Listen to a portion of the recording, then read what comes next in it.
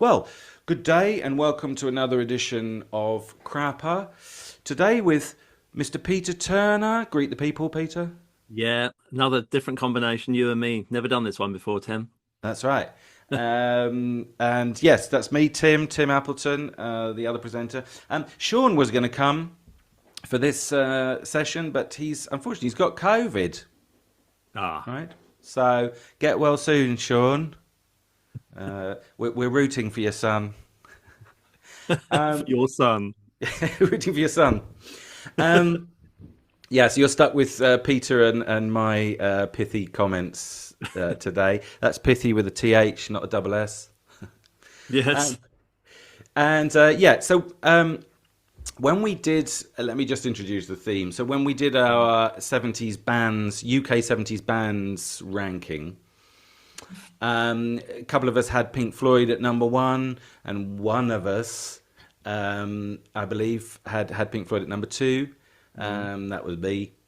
And so we thought it was probably important to do a sort of follow-up video to discuss the Pink Floyd LPs, specifically the studio LPs. And we calculate that there's 15 canonical studio LPs by Pink Floyd. So that's what we'll be doing today. We're going to go 15 to 1, worst to best as usual. We'll start whiny and end up more joyful. I think for me personally, it's important, as always, that there's a subjective dimension to this. I'm not going to use the O word, opinion. No, I mean I just used it, but I think for me more accurate would be that this is a sort of subjective analysis. So it might. I hope there's a few surprises in here, because we'd probably be talking more about our favourites, than for example what's culturally significant, like as if we care about that, the sort of objectivity of culture. We probably have to go fairly fast. That's the only thing. I would exhort brevity given the circumstances, Yeah. given how many albums there are. Peter, how did you find putting this list together? Did you find it an interesting exercise? Well, yeah, I mean, a couple of things really. The first thing is I realized I'm not familiar with all their albums. And I mean, they're one of those bands that some people tend to know them very well for a certain part of their career. But maybe just you lose contact with the rest of it, or you haven't heard it in a long time. Maybe they're not a band I put on very often. I have to be reminded about them. The other thing is that there are many different Pink Floyds that you can't really put them into one category. It's quite hard actually to compare albums, I found, because they're sort of going for different things at different times. So they, trying to sort of achieve something different. But just purely, as you say, in terms of like having an opinion, yes, I managed to have an opinion on them all, but putting them in order again, it's like, it's hard. It is hard that. Sometimes it's easy, isn't it, to put things in to rank things, and other times it's like, Yeah. what am I doing here exactly? Yeah. Can I put you on the spot? Mm. Would you be able to say how many Pink Floyds you think there are? Could you put a number on it? I think there's probably three then, I'd say, Right. possibly a fourth. Do you want to know what they are, or is it? Did you What? just want a number? Yeah. No, just the number. Because I reckon that there's five, Oh, right. but maybe we can come back to that later on. Yes. We'll leave the Yeah. audience in suspense. We'll give them a Yes. number, and then they'll have to sit through, the following hour to find out what we mean by that. By which time we would have forgotten that we even made the point. Well, exactly. Let me just make a note of it. No, that's right. Yeah. All right. Good. Okay. So look, let's get on with it then. Let's start with number 15. Logically, do you want to kick it off, Peter? Yes. So I've got for my number 15, and it was a bit of a scramble for last place, actually, I have to say, and it was hard to know how exactly to get the last one. But I've Was got was the that end. was there a real competition for Yeah, last real place? really, they were really fighting over this position. I've just got the Endless River, Right. 2014, the very last album. I didn't even know it existed, this album. It's basically almost entirely instrumental. And I think that's it makes it really hard to listen to this album. There's something about it. Just I think they're never at their best when they're not leading towards something. I felt like it was kind of a bit aimless. Like just playing instrumentally has never really worked for them. Very rarely does it work for Floyd. There needs to be going towards something. It doesn't matter how long you have to wait for it, because in some other albums there are massive, instrumental passages, but these go in somewhere. And I felt a bit like this album it just felt so sort of vague and pointless. So I'm not quite sure why they made it, to be honest. But yeah, I've put it in as my last one, number 15. All right, good. By the way, have you got original sound for musicians on? Top left-hand corner. Yeah, sorry. It's all right, just in case. People love these technical glitches. Oh, all right. No, I haven't. And also, I can't actually see where it is. Doesn't seem to have come up on mine. Oh, your volume's gone up. It's also not on here at all. The All original. right, don't worry about it. Sorry, it's fine. Sorry, can't even see it on there. That was gold, that bit. We'll keep that in. All right, good. Well, yeah, my number 15 is The Endless River. Yeah. Yeah, it's an obvious choice, isn't it, really? I've written, this is about as good as one could expect from a set of instrumental outtakes from the least artistically successful period of the band's history. Yeah. It's got a sort of tragic quality, I think, this album, in many senses, in lots and lots of different senses. Yeah. Yeah, I think they're like sort of they're like backing tracks, aren't they? Sort of waiting for the vocals to be laid down. Yes. But I mean, Yeah. you sort of know that even if they put the vocals down, it wouldn't, it wouldn't have been any better. So yeah, really, totally indifferent record from my point of view. There's one song on it, isn't there, at the end? Louder Than Words, it's called. And I really dislike that as well. That was the sort of single. Partly because I really dislike, this is going to sound really rancorous, but I really dislike Polly Sampson's lyrics. I think they're really banal. And I think because of all the political situation at the moment, I think you're either Team Polly or Team Roger. Oh, right. And I guess really I think I would have to say I'm Team Rog. But anyway, so yeah, it's sort of melancholy but fairly charmless affair. I thought this it's melancholy but without being sort of without any sort of payoff. Yeah. All right, good. Well, that's brilliant. That's the first one I got rid of. What about number 14? So I've put A Momentary Lapse of Reason, 1987. I'm going to have to put Sean's joke in here, which is A Momentary Lapse of Judgment.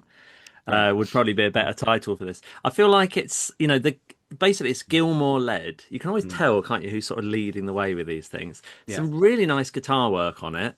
It's sort of it has this sort of beauty to it, which you'd expect from the Gilmour side of things. But the problem is it really lacks that sort of dark cynicism, this album, I think. It's like I sort of equate it to like that first sort of McCartney album, like you suddenly lose the Lennon and here it is, here's the circus that is Paul McCartney, and it's sort of missing all that. It's very hard to listen twice to this, I think, and to actually want to go through it. And the question always remains for me, which is why would you listen to this? I don't know why you'd bother to listen to this album when there's so many better albums. Yeah. So it kind of like just leads me into thinking, it's production wise, okay, but there's nothing in it really for you to want to go back to.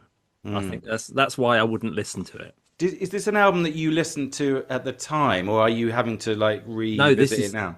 No, this is. I remember. I think I had it on tape or something as a teenager. That's when you sort of get these weird things, don't you? Like my first Floyd album, I think I ever had was the first album, and I thought that was representative of them. And then you get sort of things like Momentary Lapse of Reason, and you think that is Pink Floyd. Yeah. So I think even then I was bored by it then, and didn't really bother with it. And I've sort of had to re-listen. Yeah, I know. Teenagers are like magpies, aren't they? They sort of they kind of collect lots of different things and bring them to their nest, but there's no sort of coherence. No, because they don't have the judgment, do they? That's right, exactly. Which they do, which they get later on. Unlike magpies, who never get judgment. Sorry, I reached the limit of that metaphor quite quickly.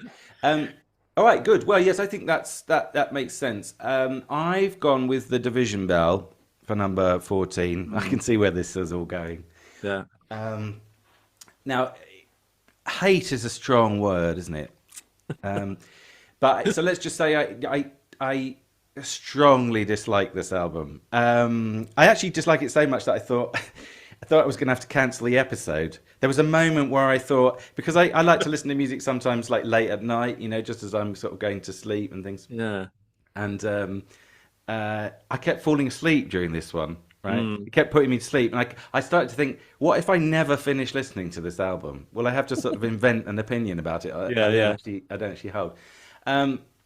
So yeah, I think it actually cast doubt on the sort of songwriting abilities of the non-Roger members of Pink Floyd. I'm trying to be as euphemistic as possible. Like Roger Barrett, Roger Waters.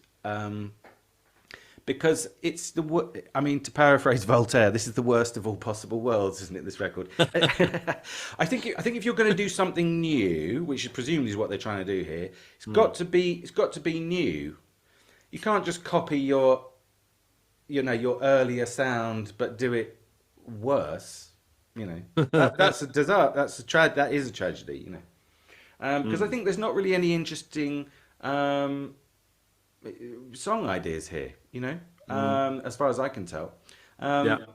The only track I thought was vaguely okay was the Richard Wright track, which I think is called Wearing the Inside Out, because it's got that sort of quasi-Beethovenian sequence at the beginning, and you get a kind of momentary echo of what Rick Wright used to be like, So there's occasionally those sort of like flashes of nostalgia, but that's not the basis of an album, is it? And Yeah.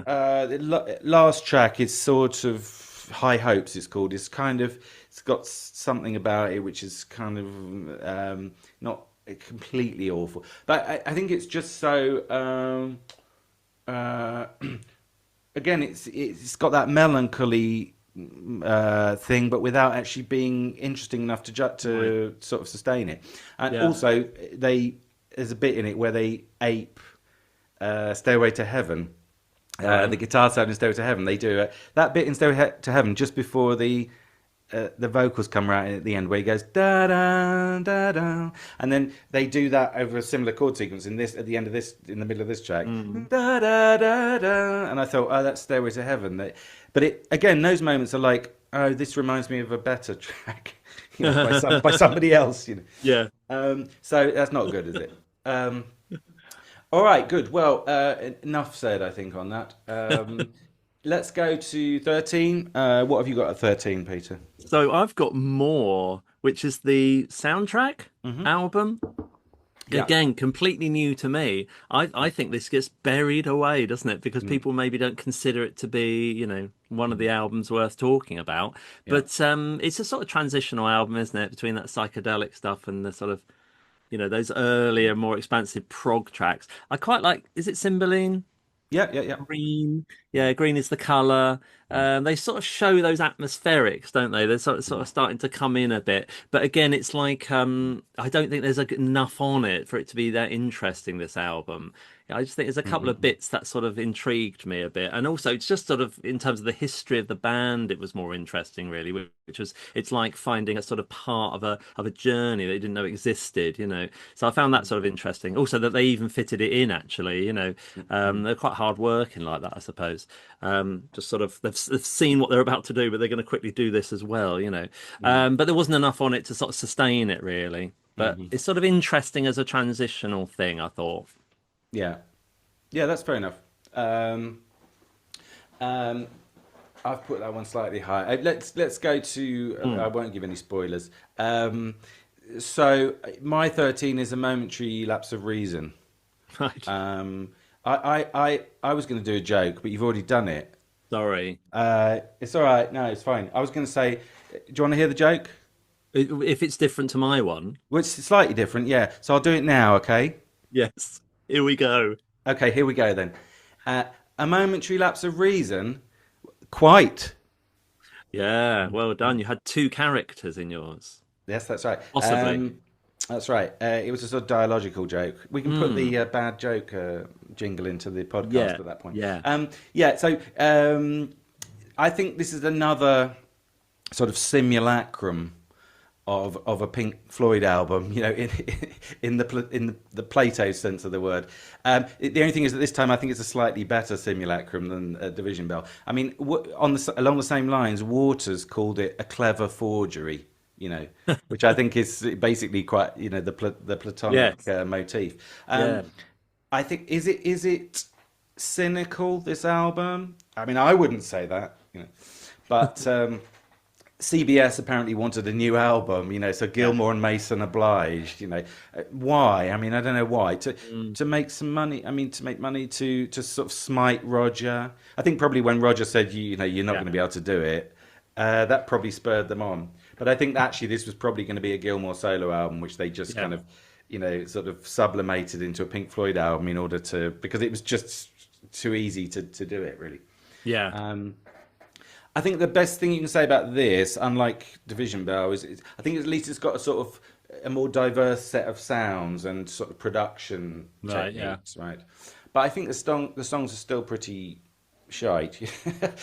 Yeah. It doesn't Yeah. matter how many Guy Pratts you hire. Um, I mean, it's astonishing, really. I think that how uninspired the whole thing is, And it's and amazing how these things get passed, isn't it? You think they yeah. really sat back and went, "Yeah, that's it."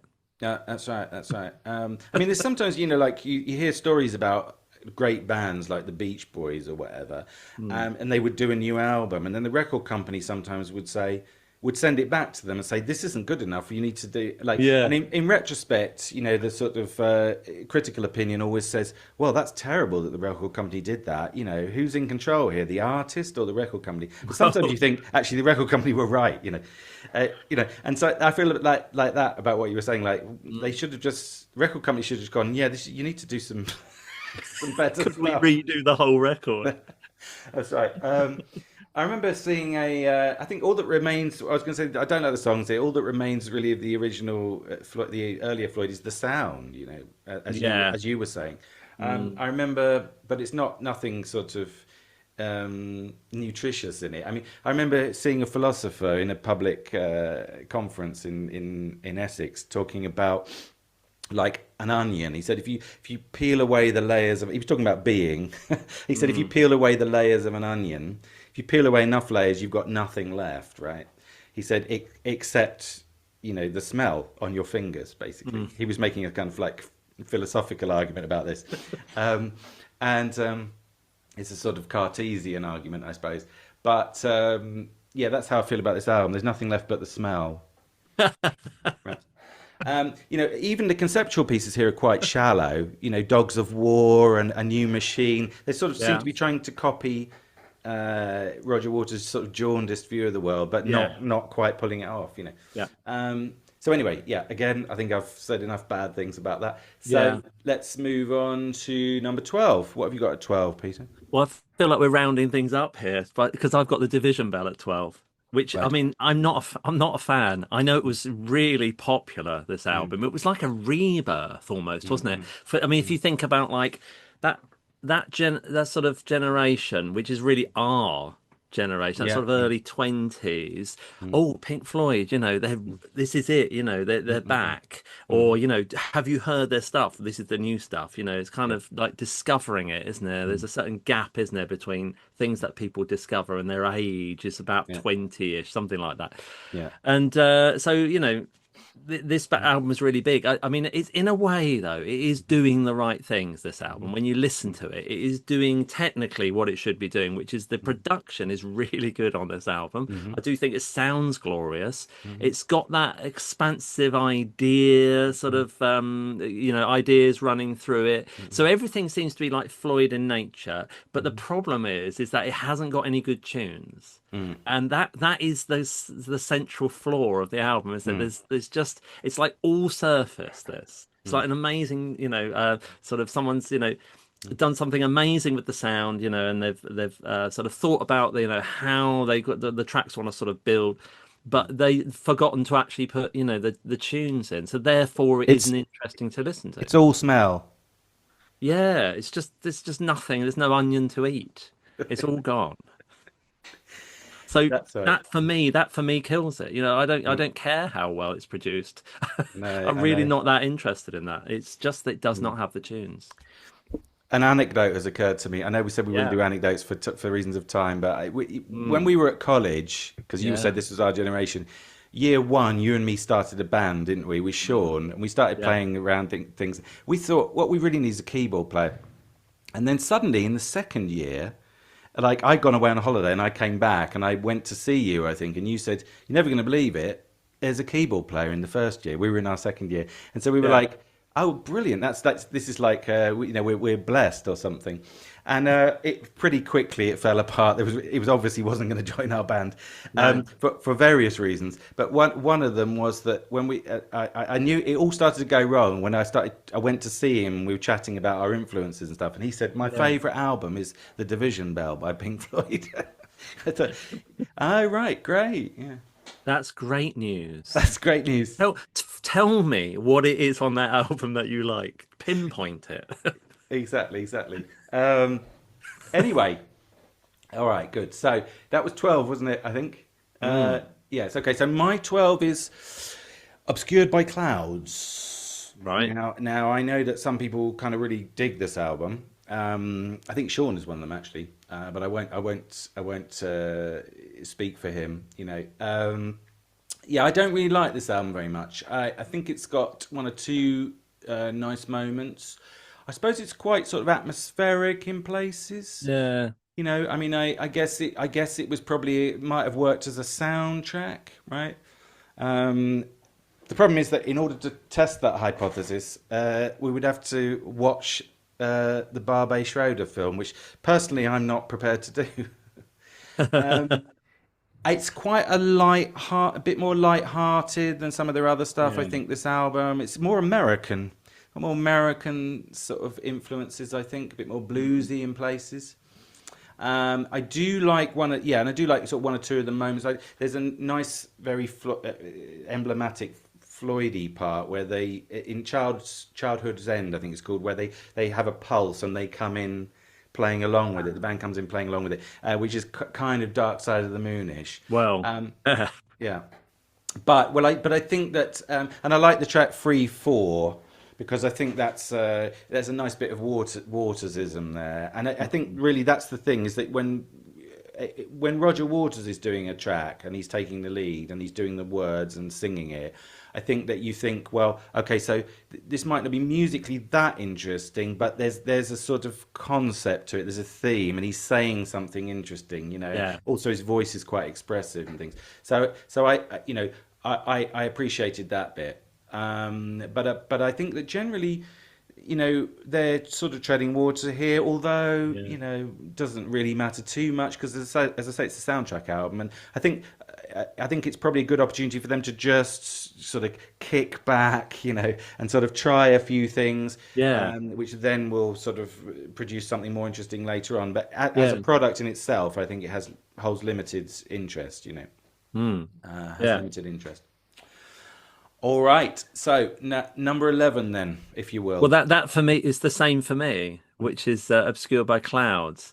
It's sort of quietly satisfying, this, isn't it? And strangely, I put some of that down to what a wonderful album cover that is. I love that album cover. Apparently, it was a Right. still in the film, and it's someone in a tree or something. And I think they were, like literally with old cameras, you had to sort of adjust them, didn't you? The lenses. Yeah. And when they were doing that, they just noticed this whole thing just obliterated into like, pixelated, I suppose we'd say now. And it was like, oh my God, that looks amazing. And it is I mean, it's a real proposition, isn't it, that Is album? it It looks like you're going into some dream world. I mean, I think, Hypnosis? yeah, I think it actually is. Check it. I Yeah. think it is. Um, I think that you got to bear in mind, Dark Side of the Moon is on the horizon, isn't it, at this point? Yeah. And obviously, we're looking back on it, you'd say, oh, well, Dark Side of the Moon was on the way, so they probably just threw this together. But of course, they have no idea Dark Side of the Moon's really on the way, but it is next. And I think they managed to pull off like quite a diverse set of sounds, really, in this. It's quite an interesting album, considering that they've got this other thing sort of brewing in the background as well. I think 3-4, you're right, is a good track, that one. I like that. It's a little sort of I think the tracks are a bit what I call strung out. Like they sometimes feel like they're not really going anywhere, maybe. And like you said, it's a bit light. Like they don't seem concerned too much about things. But I think what it does show is they're getting into the atmospherics, aren't they? Which is Right. actually all that stuff, that the psychedelic stuff, where they started to sort of experiment with like how far can you push this? This like this little idea, or you know just sort of keep going with it, to sort of just create and create. And it's a bit like that on this, isn't it? But they're getting into the sort of soundscapes, which is, sort of moving on to the next step, really. I thought it was quite interesting to hear, really. But, it's a new one to me as well. I just have avoided it, I think. But yeah, it All was right, cool. interesting. And yay, it is Hipgnosis. Yeah. Yeah, that makes sense.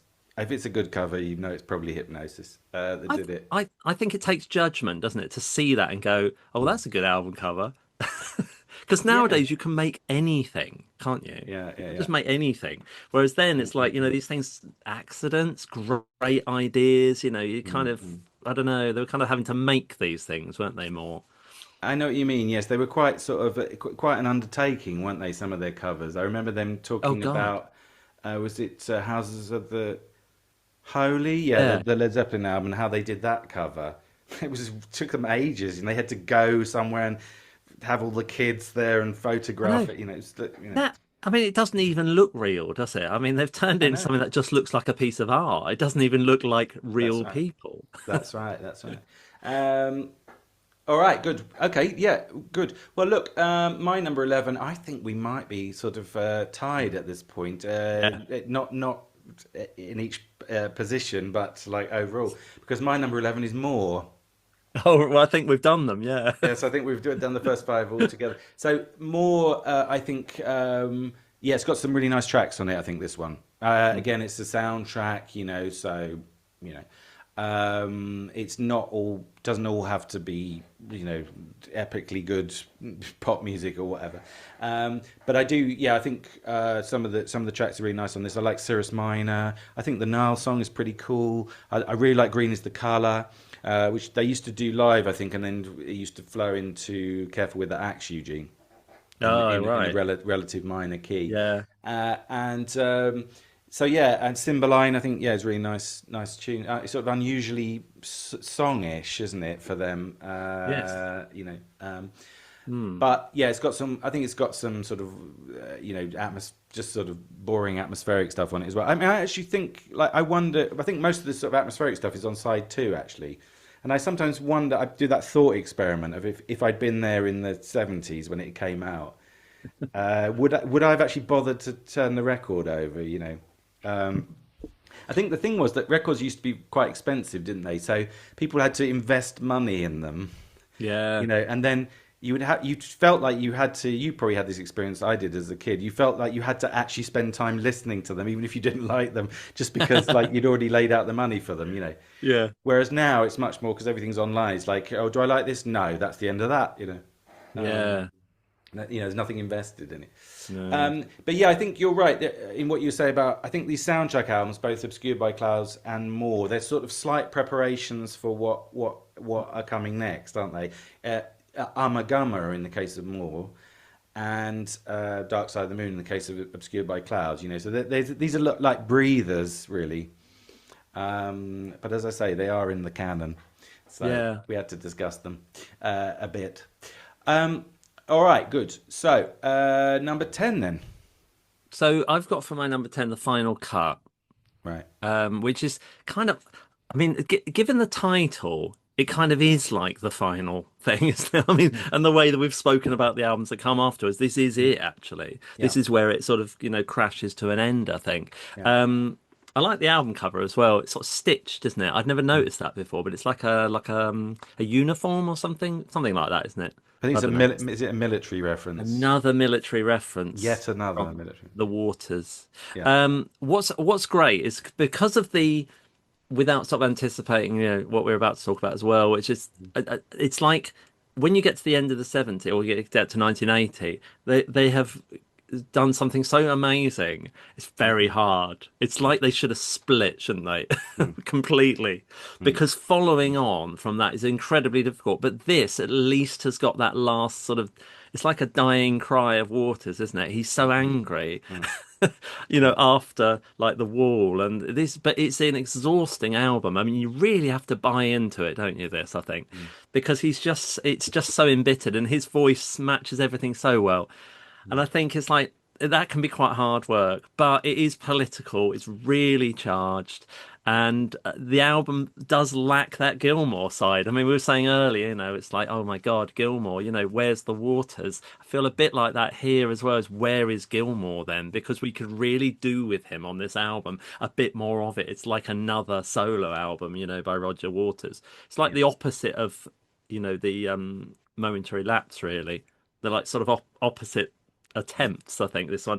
But it's really nice to hear. Opposite failures. Yeah, opposite failures. But I do prefer this, and I think it's because I sort of prefer him when he's working. Waters working on his own than Gilmore working on his own. I Yeah. just prefer his work, I think. So I mean, it's in at number 10, in at number 10. But it's not a favorite album. So it's not one I know that well, but I was sort of suitably impressed to have sort of got something so visceral and like in your face, basically. Yeah. After the majesty of the sort of end of the 70s, it's something. Yes, yes, that's right. Careful, no spoilers. Yeah, coming back to that later. Yes, good. Okay, so Mm. yeah, my number 10 is the final cut. There's a certain. I was hoping there'd be some surprises in this list. We'll see. I think there might be, Yeah, there but might be later on. might be later on. Yeah, but I mean, it's. I'm afraid to say that my number 10 is also the final cut. Yeah. I think this album should have been called "Songs That Weren't Good Enough to Go on the Wall." Um, I think they're kind of running on fumes here, as they say. Yeah. And I take your point very, very well about this is like Roger Waters' solo, isn't it? And I think that's the phase that we're in here, really. Again, I'll come back to that later on. Yeah. Um, and I think that I think it's got four good tracks. I can name them. I think Gunner's Dream, Fletcher Memorial Home, the title track, and Two Suns in the Sunset. I think they're all really nice tracks. But I think the rest of it is pretty bad, and much worse than you expect from them. After 4 years. Yeah. Wave. But mind you, I mean, he was writing another album, an actual solo album at this point, wasn't he? So there was probably a lot Yes. going on. But I mean, you just feel like you shouldn't really, certain things shouldn't be released. Perhaps I think you were sort of alluding to this earlier. Yeah. I also think that again, this relates to what you were saying, but I think the concept is quite weak. Right. Because Dark Side of the Moon kind of works as a concept, and Wish You Were Here, and Animals on the Wall, and then all of those concepts work pretty well, I think. But the final cut, I think, doesn't work as a concept. Right. It's supposed to be. It's called a Requiem for the Post-War Dream, isn't it? Yeah. Right. Yeah. Right. I think that's the subtitle for the album. And the thing is, that's fine. Like, yeah, we all agree Yeah. that the post-war dream, it was dead by that point, and that Yeah. was a bad thing. I mean, there's basically total consensus on that fact. Yeah. But in Britain. But it's like, yeah, but so what? I mean, and what? I mean, Yeah. is he going to do a critique of political economy or something based on that? I mean, that would be more interesting. But just to say, oh, this wonderful thing has died, is like, all right, but that's not really that's not an album worthy concept, is it? And No. if you don't sort of, if there's nothing sort of what's the word, propositional in it, I suppose that's the word. Yeah. It just ends up being a whinge, really, and it is a long whinge, I think. It is, and I think that's the exhausting side of it. I think also there is a danger that Roger Waters sometimes says things so completely like clearly what he means. He lacks a kind of artistry sometimes to wrap it up in a metaphor or something. I mean, not all the time, but he can be a bit too blunt, I think. And you feel like you've almost been cheated of the art of it. He's just basically shouting at you, without any sort of, art around it. I find it a bit blunt in places. Yeah. I think that's well said. All right, good. Well, let's go to number 9 then. I'm going to be interested to see Yeah. where we're going at this particular point. So what have you got for 9 then? So I've got Ummagumma Right. in at number 9. It's Okay. a really enjoyable listen, but I only really like the live stuff, which obviously is stuff we already know. But I think that this album really would be worthy of number 9 on the list if it was just live stuff. I mean, it's really good, and I think the Astronomy Domini, that is how you pronounce it, isn't it? I It's suppose. like spine-tinglingly good. I Yeah. love it. I think it Mm, sounds so exciting on this mm, album. mm, I don't find the other tracks particularly inspiring. There's quite a lot of it, and I never quite know on when you listen to it online. There's mm, always other tracks thrown in. I think that cannot be. Is this a double album? mm. Is a double. So there's a Yeah. lot of stuff on it, but I didn't find anything else particularly Mm, interesting. It was a bit baffling in places. Like yeah. I wasn't sure, part one and two of everything. Mm. And then is it Alan's Psychedelic Breakfast on here as well? Is No, that the no, right? that's on Atom Heart Mother. Right, okay, forget that one. Yeah, so I'm a little confused about this album. I think the live stuff I really like on Mm. this. That alone is enough to sell it to me, Right. as a listen. I think it's a Mm. great summing up of their sound, Yeah. up to that point. Yeah. I think it's great. I really like that. Yeah. I mean, actually, Alan's Psychedelic Breakfast probably would have fitted quite well on this album, but Yeah. it just get slightly. I had to wait slightly longer for that particular epic. Right. Sorry. Um, good. Yes. I mean, for me, number 9 is a saucer full of secrets. Actually, Oh, I think for me, by this point, we're getting into the serious albums, right? yeah. Of which the weakest, in my view, is a saucer full of secrets. Right. They're finding their feet, I think, after the first album, so it's Yeah. logical that they're, sort of playing catch up a bit, if that's the phrase. And I think it's got a couple of bona fide classics on it. It set the controls for the Heart of the Sun, and the title Yeah. track Source for the Secrets I think are really great. And they became sort of live staples, didn't they? And the live versions of them are incredible. Um, but I think that some of it is real shit. Um, yeah, Let There Be More Light, Seesaw, Corporal Clegg is all. I mean, I think that's a candidate for the worst Pink Floyd song ever recorded. Yeah. So yeah, that's basically all I have to say on that album. I think it's kind of an interesting failure, but overall it is a failure. But I think it's got some. There's a few green shoots coming through, as it were, and I Yeah. think that's gonna take. That's gonna they're gonna bud on the following albums, I would say. Right. Okay, good. So what have you got at 8 then? So I've got Atom Heart Mother at number Right. 8, which I think this is like essential to their evolution, isn't it? This is like the pivot Mm, really between two Floyds. We're talking right. about the Floyds, Hmm. the Yeah. family of the Floyds. This really is like a pivotal moment, and I think in a way the album cover says it quite well, doesn't it? Mm. They've lost that kind of craziness. Things Yeah. seem to have solidified into something far more conceptual at this point as well. It's a real moment of sort of realization, isn't it? That the tracks can, have this sort of depth and scope and yet be engaging, in a way which a pop song can be. And Mhm. that's a real sort of movement. I think it's something they alone own at that point, maybe, they kind Mhm. of it's not like other progressive rock groups at the time that are Mhm. basically doing like extended pop stuff. This is something a bit more deep than that. They've kind of Mhm. carved their own niche here, I think. I Mhm. really like the 22 minute, the album title track. I really like that, and it's not something I'm as familiar with, but I think that's really great. I mean, I really like it. It's got brass on it, so it's getting a bit more expansive. I find the rest, going back to what I was saying before, a little bit formless. That's all. I just don't find it interesting, the rest of the stuff on the album. Right. Um, I feel like Mm. the album cover, it's a bit like Photoshop. In fact, I still to this day think that album cover is. There's something not quite right about it. And I know it's a photograph. It doesn't look like a photograph. Mm. And on the back, it looks like they've just shot the same cow 3 times or something. Not that Mm. I know a lot about cows, but I just think that it looks like it is photoshopped. There's something's been happened to it or something like that. I don't know, but it's a Mm, mesmerizing look, I think, that whole thing. mhm. But Yeah. I think it's important as an evolutional point, this, isn't it, in Mm. their career? It's a flip over to something which is going to come later in maybe a more cohesive form. That's right. Yeah.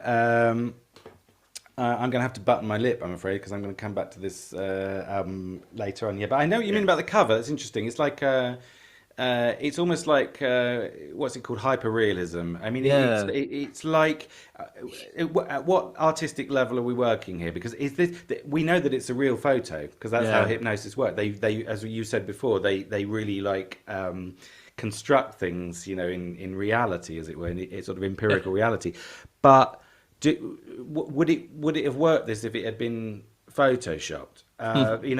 Because is it the same artistic proposition Yeah. in the one case or the other? In fact, there was it the no, I'm out of my comfort zone here, but was it the KLF or something? One of those later rave bands who like copied the Atom Heart of the cover.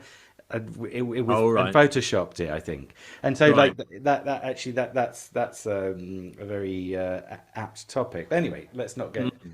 We need Sean for those kinds of Yeah. plastic art Yeah. art discussions.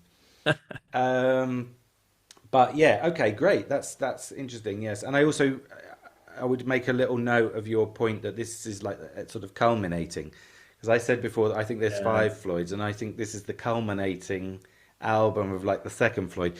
But Right. anyway, again, I'll come back to that later. All right, good. So my number eight is Piper at the Gates of Dawn. Oh, Right. I thought that this would be controversial. I wasn't 100% sure what to say about this album. This for me is the first Floyd, by the way, and it only lasts for one album. oh, Uh, right. this is the Okay. Barrett Floyd, and as I think we did a video, didn't we, on Dark Side of the Moon, and we did another one on animals as well. But I think that on the Dark Side of the Moon edition, we said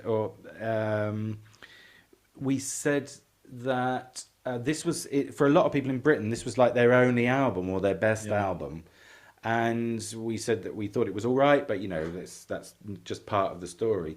And I quite like this album, but I don't. I think it's basically a completely different aesthetic. I think this is a psychedelic album, isn't it? I don't know if you would say this is the Yeah. best psychedelic album ever. I mean, I suppose it's a candidate for the best psychedelic album ever.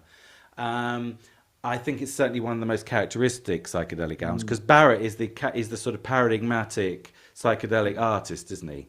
Yeah. Surreal, childlike, very sort of experimental, and the rest of the band inherited the experimental side, but not Right. so much the poppy side, because of course psychedelia is a form of pop music, Mm. and that was the thing that actually they sort of tried to replicate a little bit, but then they gave up quite fast because they realized that they weren't as good at it as he was, basically. Right.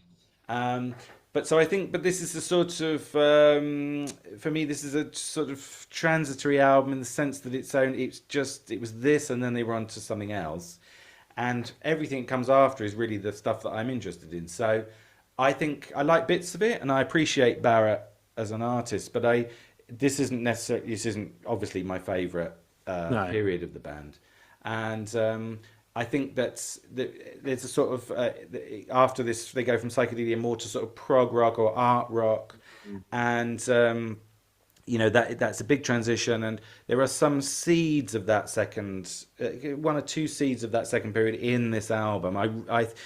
For me the best track is Interstellar Overdrive, really, because I Right. like the band stuff and I like what they're doing afterwards, really. um, of the poppy stuff, I really like Lucifer Sam. I always thought that was a brilliant track, but because I think that shows his genius in its purest form. But really, I think this is a one-off album, and for me, it's a sort of stepping stone, really. Yeah. So there you go. Yeah. Um, Number seven. Yeah. In a way, what's interesting is that the first five Hmm. kind of wrapped up in some sort of like group of five, didn't we? Whereas this Yeah, is becoming a bit more split. yeah, yeah, yeah. These are Thank, harder though. thank These are God. harder to compare, these ones, I find. Yeah, yeah, yeah. Fair enough. So for number seven, I've got A Sauce Full of Secrets. Right. The thing is, Dave Gilmour steps in at this point, doesn't he? And it's a Mm. kind of so you're getting this mixture. Or like suddenly you're losing the guitar. I know that Sid Barrett was involved in some of this album, is that right? Or was he Final track. final track? Right. So basically we're looking at a different Floyd here, aren't we, really? Hence the second phase. So what you've got is a kind of a wonderful mixture really of sort of psychedelia, which they're trying to pull off, the sort of nutty stuff, Mhm. and these more expansive ideas. This is why I really like this album, because you can really see the shift, which is things like Corporal Clegg. Mm. You can see that this is like would have worked on the first album possibly. Mm. It's slightly different feel, I think. But and then you've got other things which are a bit more expansive and require just a bit more, I don't know, a bit more focus maybe, rather than just sort of throwing out these ideas that happen to work beautifully. But they're just a bit more expansive, aren't they? And I think Set the Controls is like it's like the start of a different Floyd, isn't it? I feel like there's a whole different thing going on there. It would have been great. It's one of those, there's sort of moments in history. Mm. Yeah, I always think of these things like what would it have been like to be in that room when they come up with Set the Controls? Because it's not like anything they've done apart. You were saying about Interstellar Overdrive, but it's not really like that, is it? It's not really No. like that because we're talking about a riff here, aren't we? We're talking about something which is flows through it, something they've written that actually works as the whole thing, and that doubling up the vocals with the guitar and all that stuff. That moment of right, this actually works really well.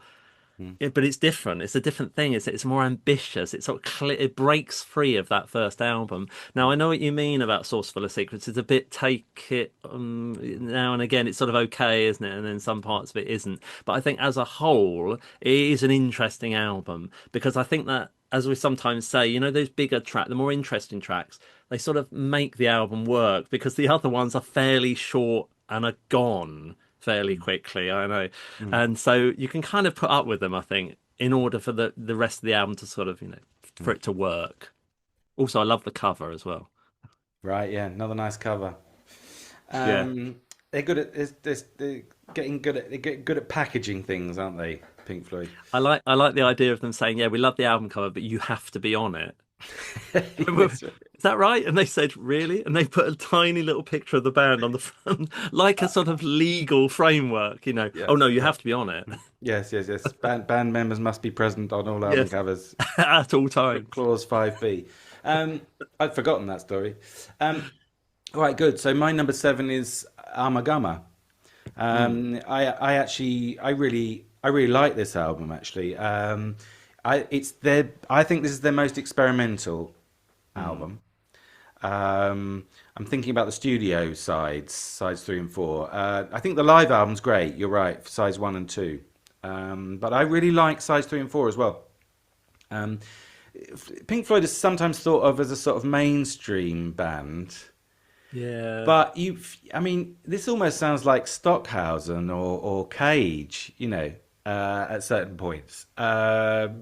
It's really experimental. Yeah. And or I've written or like Revolution 9 if it were good. Yeah. Um, and yeah, along the same lines, Grand Vizier, the last track, the Nick Mason track, I think is kind of zapperish. It reminds me of Lumpy Gravy or things like that. Mm. And you forget how sort of what experimental influence Rick Wright and Nick Mason were actually. And I think perhaps for all of those reasons, like the sort of, especially this sort of uniform experimentalism, Mm. between all the 4 members, I think it's a very coherent record. I think it works as a whole, and I think I know that they sort of split it into each. We write a quarter each of the studio album, but I think it's sort of it's kind of in that sense, it's kind of collaborative. Right. In a way that they increasingly weren't afterwards. They almost sound like they're having fun as well with the experimentalism, which I appreciate. So I think it's a satisfying record. I think it was a really big record at the time. I Right. remember chatting to a record shop owner who was like a record buff and collector, and he said like this was like when this came out, this was considered like real vanguards stuff in rock music. Kind of Right. forget that today because of Yeah. everything that happened afterwards. But at the time, it was like, oh, there's this really interesting band, London band, Pink Floyd. Actually, they were from Cambridge, but they were thought of as part of swinging London. Yeah. Yeah. Um, uh, and they're doing this like incredible music that's not like what anyone else is doing, you know. Not what no one else is Not doing. what no one else is doing. Do we I know think that's anything true. about the album title? Does it come from anywhere? No, I mean it's got sort of Africanist quality, isn't it? But I think it's just a bit of nonsense. I've Yeah, got a feeling it was like a phrase from one of their roadies or something. right. I think it might be a reference to sex, actually, if I'm not misremembering. Yeah. But Oh, good. yeah. Anyway, all right, good. So yeah, it's starting to get more complex. They're starting to get more complex, these lists. Yeah. So number six, what have we got? Number six for me is Medal. Sorry, I always get Echoes and Medal mixed up. Yeah, Medal, which Ah, I remember when I was at school, someone had a copy of this on vinyl, and it was like that album cover's really scary. I right. don't know what it is. It's a bizarre album cover, but it has form to it, and it sort of draws you into it. You know, like who the hell are this lot? Yeah. It's got such charm. I think. I think Echoes is really charming track, but it alone is almost enough for me. I mean, I feel like it's one of those albums where when you hear the is it the submarine noise, the echo thing that they send out? Yeah, I mean it's a replicant, isn't it? Yeah, but that But you know it's that supposed to, it sort of sounds like a submarine, yes. everything I hear, Mm. apart from One of These Days, Hmm. everything else Mm. is like waiting for Mm. that second side to come in. It Right, feels right. like you're just waiting for it. Like Echoes really should have been the album, if only they could have turned it into an album, you know. But enough for me. This like I know I said earlier, you know, about finding your feet and everything, but Floyd is like this is actually a first example of an extended track. Well done, isn't it? And Mm. they sound glorious on Echoes when they come in. You know, the singing it, and of course, you know the Pompeii version as well just like solidifies it for me.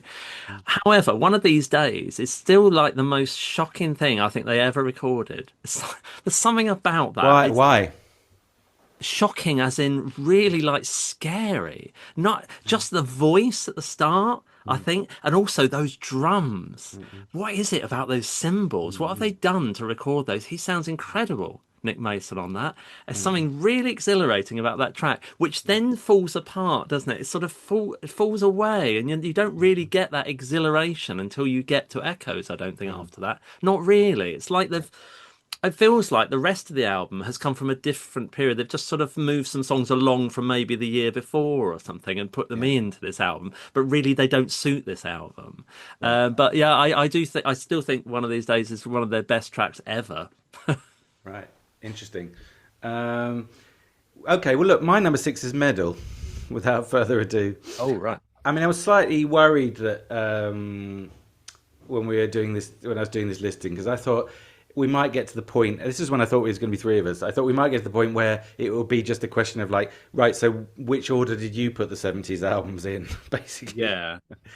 Um, but I think that what I feel about Medal is that it's a bit like a part two album, Right. right? Because I think it's a second attempt to do Atom Heart Mother. Um, and I don't, the thing is, I don't think, as you might have guessed if you've remembered any of my listings so far, I don't think it's much of an improvement. I think it's a little bit more coherent, but I think it's sort of slightly more austere and in some ways slightly less interesting. Um, and so, in line with what you were saying earlier on, and we were talking about how many Floyds are there, and I said my thesis was that there's five Floyds. Number one would be, I'm going to go into this now. Number one would be the Barrett Yeah. period, which is A Piper at the Gates of Dawn. I think number two is Source of Full of Secrets through to Atom Heart Mother, which I would call the sort of experimental period. Mm. And then I think after Atom Heart Mother is is the culminating album of that period, and I think then the next period is the sort of epic period. It starts with Medal, Mm. but I think in some ways, like they lose, they in the transition between parts two and three, they kind of slightly momentarily lose something for me, as Right. I will explain later on. By the way, the fourth period is the sort of the Roger Waters solo period. Right, Yeah. which I would say is the Wall and Final Cut, basically, and then you've got like the Dave Gilmour hegemonized period, which is from Momentary Lapse of Reason onwards, basically, just to complete the set. So yeah, I think one of these days and Echoes, as you say, they're the standout tracks, aren't they? I think I prefer them both on Pompeii, right? Yeah, Although I agree with you, one of these days as a recorded piece, as atmospherically, is yeah, kind of astonishing. Um, I think the sort of endless stream of acoustic tracks after one of these days are a bit meandering. yeah. Although I do like Pillow of Winds, which I think could almost have been a Genesis track, which is Oh yeah, high yeah. praise coming from me. Um, and Fearless, I do like the again the Watersisms on that. I like, fearlessly the idiot faced the crowd, merciless the magistrate turns around. I think, oh, that's nice. It's a bit of Roger Waters' paranoia right there, which later on is going to become increasingly important. Although he also did that on If on Atom Heart Mother, was a bit like that as well. You can feel a bit of his paranoia coming in. And of course, it's got Seamus on it, which is a stone cold classic. Yeah, that's a real product of the times, isn't it? Yeah, I don't know what they were doing there. Actually, it doesn't annoy me too much. I just think they'd kind of run out of ideas by the end of side one. As you say, Yeah. like Echoes comes in, it's like, wow, okay, that's great. I do think Echoes is a brilliantly constructed track. Hmm. It's got sort of song, then the funk bit, and then the Atmos bit, and then a sort of a kind of proto-minimalist section, which builds up into a glorious rock apotheosis, and then Hmm. a reprise of the song. And I mean, it's they were architects, you know, Yeah. so there's something architectural about the construction of this track, I think. And yeah, in that sense, it kind of prefigures Dark Side of the Moon, doesn't it? I think. Um, Yeah. all right, good. That's all I have to say on that one. What have you got at five? Well, I've got Piper at the Gates of Dawn. You must have been wondering where it had gone to. Like, I has he wondered. I forgotten that thought it had album? disappeared. I absolutely love this album. There's something so like endlessly pleasing about it. I find it's like every track just has something on it. Not, that- I mean, there are a couple of songs on there. Take up thy stethoscope. I don't think it's very good. There's a Roger Waters one, isn't it? Now Near the end of that's the Roger Waters one, that's isn't the it? Roger Waters Yeah. ones. There's another one then which I don't like as much. There's a couple that just are grouped together. And obviously, I'm talking about tape versions here, or the tracks are always in the wrong order. But there was a Yeah. couple of tracks which I just think it dips in the middle. Right. But I just find every single, it's like a little, like chocolate box of ideas, which is you get, this is great. Oh, this is unusual and interesting. What's in here? And this one's quite good as well, but it's completely at odds with this one. It's such a strange album like that, Mm-hmm. but it does have a cohesive sort of feel, doesn't it? It has that sort of jangling feel. I love the keyboard sounds on it. They're so unusual, aren't they? Because they just don't use these sounds much after this album. Not really. It's got a bit of mellotron, but there's something else as well, some other key sounds on here. Sid Barrett just shines so brightly, doesn't he? I mean, talk about it's over so fast, isn't it? This, but it's just he throws everything at this album, and I know he does a couple of solo bits, his own albums and things, but it just burns so brightly, so magically for that album. It's crazy, sort of unsettling, incredibly British feel to this, isn't it? But it's full of really good tunes. It's just there's lots of really good tunes on this album, I think, and that really makes it for me. I think also just in terms of psychedelia, which is what this is. I think the thing that this does is it nails psychedelia into some sort of artistic shape, which when because I struggled for a while just to sort of work out what is it about this album that's different. But what it is that there's this scree of sort of singles, isn't there, around this time, sort of poppy sort of psychedelic singles. They're out there, but they don't really have the clout that this has.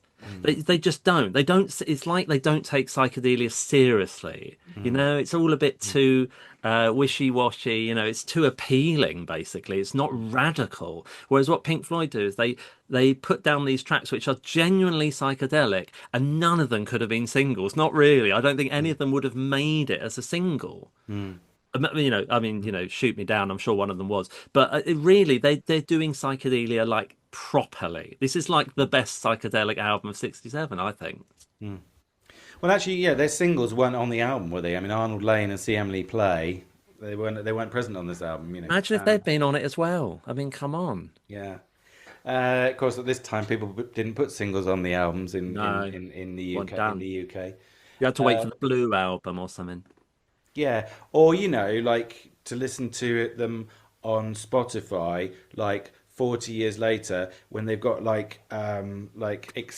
deluxe versions with loads of shit songs that were not Yeah. supposed to be ever be on the album at the No, end. It annoys me so much that anyway. Let's not get into that because we'll be here all night. that's a Um, separate podcast. Separate podcast, yeah. So my number five is "Wish You Were Here." So this is the Sid album, right? Yeah. I think this is a really strong album.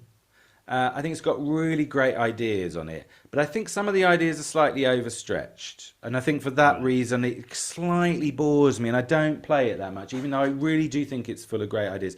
I remember reading that Dave Gilmour said that this was one of his favorite, if not his favorite, Pink Floyd album. And I thought, yeah, that kind of makes sense because there's a lot of sort of atmospheric, like bunk in here for my taste. And I wonder whether this is again like a Roger and Dave, the Roger and Dave dialectic, and Dave won a few more arguments on this one because Yeah. he's very sort of like into atmospheres, isn't he? And I think Roger is more, his taste is more sort of punctual. I mean, I think a good example, sort of ideas versus moods, really, I suppose, Mm. as you can see on the Dave Gilmour period five. I need to do that like in the corner, like a little period Yeah, yeah. five Pink Floyd. Um, Point. yeah, I think "Shine On You Crazy Diamond" is really the sort of emblematic track in this sense. I think it's a top tier song, this, right? But I find the arrangement so noodly, Right. After the third guitar solo at the beginning, it's just a bit like, yeah, can we get on with the song now, like. Yeah. And so I think that whole track, Shine On parts 1 and 2, I think it's sort of, I guess it's sort of an attempt to do another Echoes, really, maybe slightly longer, and for that reason they stretched it out over to, they bookended the album with it. But I think some of it's a bit too sort of atmosphere heavy for my taste. I don't think it's Right. quite as exciting as Echoes. It's not. Well, it's not as succinct. I think that's the point, really. Um, you know. Dave, can we get on with the song now? I'm still doing my guitar solo. Leave me Yeah. alone. You I know. see what you mean. That's not how they talk, is it, Pink Floyd? Well, if I, I'm they're still I'm doing still doing my impressions. my guitar solo. Actually, they got the poshest band in England, aren't they, Pink Floyd? Yeah. Well, no, that would be Genesis, actually. Um, anyway, all right, good. So enough of that. What have you got at four, Peter? But what I've got for is Dark Side of the Moon. And now I know we have to be sensible with Dark Side of the Moon because of the accolades, basically. It's actually quite hard to stand back from it. I know we were saying, that for a lot of people, this is actually the only album they ever made. And it's that cover, isn't it? It's been used. It's the badge that's been used on so much. It's that branding of Pink Floyd, Yeah. and I think this is the first album to really prove like rock was serious. And we're talking 73. It's fairly early, isn't it, in the sort of evolution of rock. Yeah. It's expansive, but it can still be tuneful. This is the thing, is you don't feel like you've been through something you'd call prog rock. Right. I think it's clever in a way, that, isn't it? Because I think there's quite a few albums that have come before 1971, 1972, where people, although it's popular at the time, you think, oh Christ, that's prog rock, isn't it? That's what prog rock's like. But they don't think that about Dark Side of the Moon. It's like it's got some magic to it, this album, where they are doing something expansive. They are thinking about broader themes and extending ideas, but it doesn't feel like that, so you can like this album and not have to be a prog fan, which is quite an achievement, I think, really. Hmm. Many of the sort of prog bands had sort of attempted these whole cohesive whole sort of albums, but they don't make it into the public conscience. This album actually does, which is a real, I mean, for prog fans, that's a real achievement, isn't it? You've got people like Jethro Tull. They're not on the lips of every person in Britain, are they? But they've tried one of these albums. You've got people like King Crimson, Gentle Giant, Camel. They've done these albums, or they're going to do these albums, but they don't make it. People don't talk about these albums, except people. But Pink Floyd make it. They actually make it. It's like it's just like extended pop. That's what it feels like. It proves that Floyd really knew how to manage material. And I think this is, in a way, what you were saying about Wish You Were Here.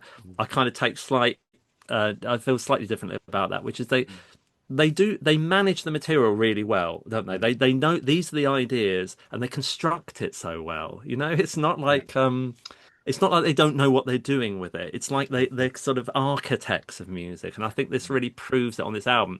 And also, this is the first album where Dave Gilmour really sound like comes into his own, I think, on here.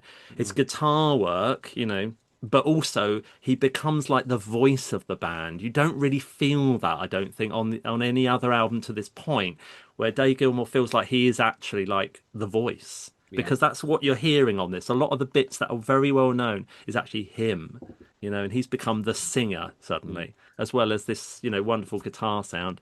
So yeah, I've put that in as number four, but I have to say it was a bit of a fight, these Yeah. last four. Yeah, I know. Yeah, likewise. Yeah, he's a great singer, isn't he, Dave Gilmour? I mean, he's got a brilliant Yeah. voice. Um, Lovely. Now, my four is curiously is Atom Heart Mother. Ah, I put this higher, than Medal or Wish You Were Here, just because I love it. I mean, it's an album that I listen to. As I said, this is subjective, in the sense that, like, we're having to, we're we're not like sort of speaking on behalf of anyone else here. We're talking about what means something to us and what we yeah. play, and this is an album I never get bored of. In a way, I might get bored of Wish You Were Here, for example. I've got no idea how they put it together. It's actually incredibly complex, this album. And I think the sort of the richness of the arrangements and everything is quite unique in their catalogue. It's a sort of live sounding album as opposed to like a studio production like Dark Side. And Mm. so in that makes it kind of that singularizes it really. It makes it stand out, I think, in their catalogue. I think perhaps we have Ron Geesin to thank for that. Because I think his collaboration with Roger Waters was really productive. But it's like no style of music that I've heard before or since. It's above all the title track, of course, I'm thinking of. But I just think it really works. And as you were saying before, I think it's a really nice balance between experimentalism, the kind of Yeah. experimentalism you find on Amagama, and sort of catchy musical sequences. I mean, the main riff, that sort of they call it the cowboy theme. I think David Gilmour, to be fair, wrote it actually. Yeah. The track starts with, and then they reprise it about four times, I think, in the Mm. piece. Is really kind of loads of fun, and I think that balance kind of sets them up for the rest of the 70s in a way. But I do think, as I say, this is a sort of culmination of the second period in the sense that they never really did anything quite this experimental in terms of instrumentation and arrangement again. They sometimes, to me, sound like they're having a lot of fun as well, which is something I like about Amagama. Yeah. Paradigmatically, Alan's Psychedelic Breakfast, which I always think is a bit like Dark Side of the Moon, but Yeah. without all the references to death. Right. The only thing is that track is too long, I think. Yeah. It's much too long for the album, even. It doesn't even fit. I mean, they didn't need to make it like 13 minutes or whatever because there wasn't even that much space on the album. The second side of the album overruns enormously. They could have edited Yeah. it down. It would have been quite easy to edit down Alan's Psychedelic Breakfast. But it's not a track that I dislike. And I just think it's a kind of, there's an air of celebration about it, which I Right. like amongst all the Yeah. experimentalism. Okay, so here we go then. Top three. Which order are you going to have them in? Well, I mean, they're not the same as yours necessarily, but Oh yeah, sorry, that's right. Yeah, we got no, different. Yeah. no. Wish You Were Here is number three for me. Right. You Oh. know what? There's a big change, although it's only 2 years Hmm. from Dark Side of the Moon to Wish You Were Here. It just sound wise, there's something like really impressive about this album. I think. Right. I think it's just this is a good, this is a great album. It's not one again. Floyd are not a band I listen to a lot because I think they take some investment. They're not something I stick on in the background. They tend to be something I actually listen to. And it's like how your life is at that time, I think. Mm. You need more time for these things. But it has like an entirety to it that sort of is quite impressive. And I know that you're talking about, there's a lot of like, are we going to have one more guitar solo? Mm. It sounds like the song's coming in. No, it's a sax solo, that sort of thing. I think once you've been through the mill a few times with it, maybe it feels a bit like that. But I think the album feels like it has an entirety to it. I think that's what it is with me. You've got this really, really like sort of brave 9 minutes. I had to actually look at the time. You know that, Shine On You Crazy Diamond. There isn't any singing for 9 minutes. Mm. Which Mm. I thought, oh, it must be about 4 minutes or something. It's like more than double, Mm. and it does weed out, keep going, doesn't it? And then when the vocals come in, it doesn't feel like you're wasting your time. It's what I was saying earlier about their instrumentals. I think sometimes you feel like what are they doing here, but this all feels like it's moving somewhere. It feels Mm. like it's going somewhere. I think maybe it loses it a bit after that bit, but I think up to that point, Mm. it's like it just all works. The Mm. production is also a step up. I mean, even from Dark Side of the Moon, Right. if it was possible, Dave Gilmour sounds even better. I think they capture his guitar here so well. I mean, it's just mesmerizing playing, wonderful, and it's something very close up about his guitar sound as well. It feels Mm. like you're really there Mm. with him, like they haven't done too much to it to sort of abstract it or anything. Mm. It's really warm sounding, this album as well. Doesn't Mhm. feel clunky. It doesn't feel like they tried to do too much to it. I think it's kind of got a nice sort of warm quality to it. And also, of course, Wish You Were Here, Mm. the song, Mm. is a real like hit song. Apparently, it wasn't a single Mm. until 1995 or something. I don't know why. It wasn't actually a single, but I mean, that sort of just captures everyone. That single, that people love Mm. that song. So yeah, I've stuck it in at number three. I think it's a Excellent. strangely a mature step up from Dark Side Mm. of the Moon. So you're with Dave Gilmour on this. You think it might be one of their best out, absolute best Well, out, it's definitely in the top three. as we've seen. Yeah, I mean, I really like "Wish You Were Here," the title track. Although, if I go to one more party and some Yeah. twat picks up an acoustic guitar and starts playing that introduction, I'm going to smash his guitar over his head. Yes, because you have to correct them sometimes as well and say, "Oh no, it's actually this." Yeah, yeah, it's actually in G. Um, all right, good. My number three is "Dark Side of the Moon." I think it's an amazing production achievement. But musically, I think it's not quite as strong as some people think it is. I think it's got some real high points. Like "Time" for me is an amazing track. I like "Money" as well. That's the song. Yeah. But apart from that, I find some of it a little bit pootling. Right. I think it's a very sensuous album, almost new agey in places, which always gets my back up a bit. But apart from its sensuousness, I think the music is sometimes not that interesting. I mean, I don't like the ending particularly, Yeah. but again, it feels mean to say this because it does kind of work as an overall concept, and it's got some really nice moments, and they kind of guide you by the hand right through to the end, don't they? I think they probably could have left off "Any Colour You Like." That's my only. I Yeah. think I said that in our Dark Side of the Moon discussion. Another high point is the Claire Torres singing on "The Great Gig in the Sky." Of Yeah. course, that is a great musical moment for which she didn't get enough credit at the time. But yeah, All I just money, think. probably. Oh, Money, yes. I think basically it's a really great album, but it's just not. It's not top two. You know Right. what though? You know what I feel about Dark Side of the Moon is Tell me. it because of what they've done, Hmm. the fact that they've made it at all, it sort of makes it forgivable, doesn't it? And Right. anything that doesn't work on the album, you just think, yeah, but they actually did this.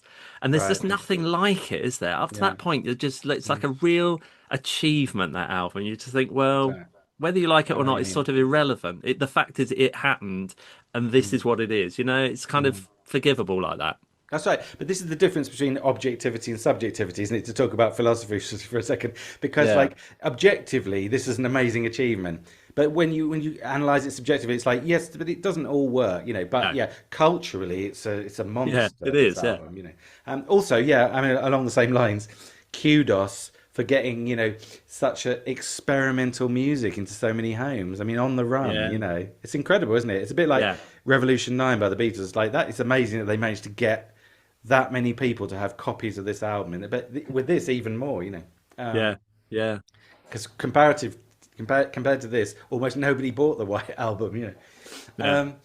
All right, good. What have you got at number two then? As far as I can work out, we have two albums missing. So basically for me it's Animals, 1977. Okay. It's just this is so bitter, driving, crafted and inspired. Those are the four words I've come up with there. Waters dominating is not an issue here. The guitar work sounds fantastic and there's some technology starting to come in, I think. I mean, Gilmour sounds amazing. It's superb sounds. And I think the great tunes on this, there's some really good tunes, turns of phrase, some great little lyrics as well. And a sort of, there's a boldness to the energy on this, isn't it? It's like they're sort of starting the furnace up, for something even mega to come afterwards.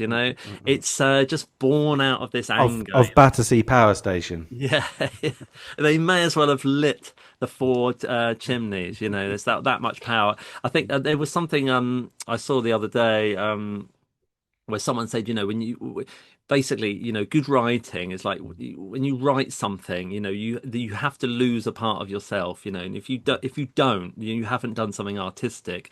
And I thought, maybe that's kind of the case here. This is like Roger Waters really going for it now. It's not a Roger Waters we actually know that well at this point, is it? This is like the start of something that's something's broken and it's all coming out, and like this is so from the heart, this album, I think. But it's just a driving, just a great, wonderful album. I love it. All right, good. I'm not going to say anything No, yet, but my number two is The Wall. Okay, so I think I've good. gotten the other. So I think by this point, we're fully sort of immersed in Roger Waters' phenomenology, as it were. I think this is, as I said before, I think this is the first of the sort of Roger Waters solo Pink Floyd stuff, basically, this and the final cut. I think this is a slightly different experience from listening to Pink Floyd as such, if you know what I mean. Right. Although they have the same production values, right? But I think basically this is the greatest Roger Waters solo album of all time. After this, he went downhill. I also think it's probably the best rock double album of all time. I'm going to nail my colours to the mast. I might be, proved wrong on that, but I think it's even better than Tommy, this one, which I think would be the other candidate. I think the story works quite well, better than Tommy, for instance. Although I think that The Wall is a slightly, I'm going to get into some detail here, I think it's a slightly unreasoned motif. I think it's psychoanalytically valid, the critique of The Wall, but not necessarily politically valid, as Roger Waters tried to make it. So, because I think in psychoanalysis, the idea of building walls around your ego is like a difficult thing. Like everybody has an ego, and everyone walls off their ego to some extent. Otherwise, you couldn't function as a human being, right? But if the walls are too high, then you get sort of symptomatic effects, right? And I think that that's really well taken. And I think when he's talking about it from a psychological perspective, I think it works really well. I think the political stuff is more dubious, and actually Right. that connects to the structure of the album for me, because I think the really political side is side 4, which I think is the weakest side actually, and that's why this isn't a number 1 for me, because I love sides 1, 2 and 3, not just thematically but also musically, and side 4 I think is musically weak, slightly weaker, and also thematically, because in politics you have to have not walls, but you have to have difference. I mean, politics is about friend and enemy. So to make it a question of like, oh, why don't we all love each other, and like reach out to each other? It's like, yeah, that doesn't quite work in politics. It does in psychologically, but not politically. I think the music is basically brilliant. The first 3 sides are so musically strong, I think, and even side 4s are all right, But again, I think it's brilliant Roger Waters music, right? So it's got a strong conceptual and poetic element, Yeah. a la Bob Dylan, Neil Young, I think are clear influences on him, the way he plays guitar and sings, Yeah. and ultimately composes, because he composes expressionistically, basically, which is what Dylan and, what these great American singer-songwriters do. but I still think it's brilliant. And as I said, I think the only it's only not higher because I think side four is slightly weak. I don't like what's it called? Run Like Hell. I think actually Dave Gilmour's contribution, appropriately enough. But I think that's, and I don't like the out of tune Beach Boys singing style singing at the beginning of side four, which I think is actually Bruce Johnston from the Beach Boys doing Oh, that. right. I think that's conceived, or poorly executed, I should say. But yeah, I think that's all I've got to say on that. So I take it that that is your number one, is it? It is, unless there's another album we haven't got. Yeah, I totally agree with you on many of those points, and I think it is. I mean, for a double album, it's amazing. How is anyone expected to make a double album? I mean, we're talking about it's a lot of music, isn't it?